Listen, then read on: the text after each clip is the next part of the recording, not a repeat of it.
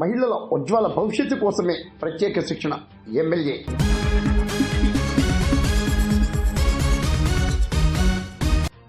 మహిళల స్వయం ఉపాధి కల్పనే లక్ష్యంగా ప్రభుత్వం కుటుంబ శిక్షణ కేంద్రాన్ని ఏర్పాటు చేస్తున్నట్లు పెద్దాపురం ఎమ్మెల్యే నిమ్మకాయల చినరాజప్ప, కూడా చైర్మన్ తుమ్మల రామస్వామి బాబు అన్నారు. పెద్దాపురం మండలం కండ్రకోటలో మహిళలకు కుటుంబ శిక్షణా శిబిరాన్ని ప్రారంభించారు. ఎంపీడీఓ శ్రీలక్ష్మి, నేతలు ఎలిసిటి నాని ప్రకాష్, తోట రామకృష్ణ తదితరులు పాల్గొన్నారు. చేసుకోవడం జరిగింది.